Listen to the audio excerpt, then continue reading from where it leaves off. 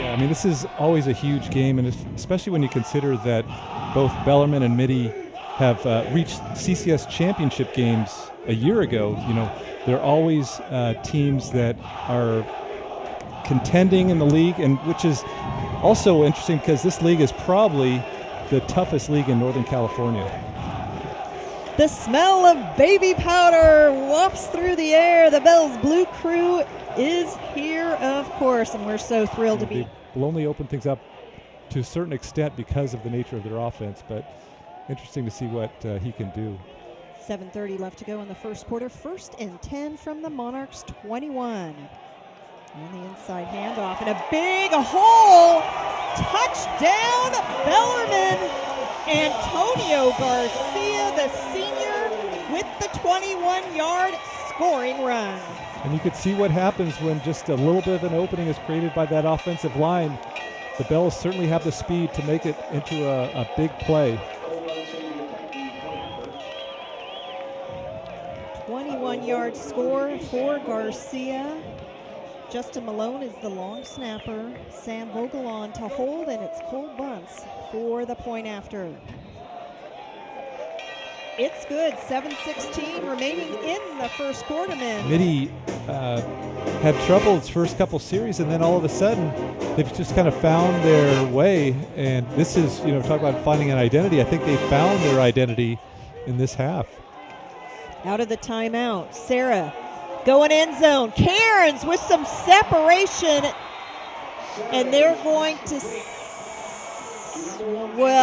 touchdown. First it looked like that was called an incompletion. That was a TD all the way. As we were just saying, Cairns had not been thrown a catchable ball, and perhaps getting a little separation, but certainly coming through with the big play. Well, look at the way Cairns set himself up. Not only was it a great throw, but he kept Buenrostro off with his right arm. Didn't shove him or anything, but just kept that distance and allowed him to get that space enough to make that catch. Good job by the holder putting that down for Epple. The holder, A.J. Hernandez, and Mitty. Again, Bellarmine all 3 timeouts, Mitty with 2. And again, Bellarmine with the spreading out the formation. And on the slant, McCauley knew that was coming and not secure the ball. Granted, thrown a little behind him. That was a nice throw. He really put some velocity, Ogbogu, on that ball, which I haven't seen today at all. But some pretty good defense by Mitty. That was number 41, Alex Sloan. 39 seconds remaining. 2nd and 10 for the Bells from their own 39. Ogbogu with touch. McCauley wide open. McCauley could go all the way. He 61 yards.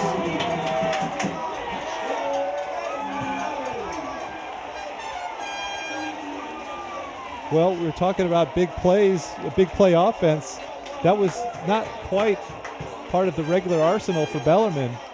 But a beautiful throw by Ogbogu, and got an opportunity to make the big play because of a defender fell down. Day. Talk about a very exciting few minutes here in the first half as the push-ups, 14 of them, and there goes the bell. You know, the play, McCauley made a really great adjustment on that route, because I stand corrected. They're going to go for it.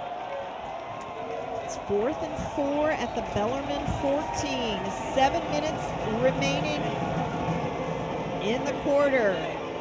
And a halfback option, wide open, caught. Touchdown, Mitty. Colin McKinnon with his second catch. Talk about reaching in the bag of tricks. And once again, we see the receivers for Mitty doing a good job versus one-on-one coverage. Well, that was, it's a situation where if you're going to go for it, you got to pull out your best play.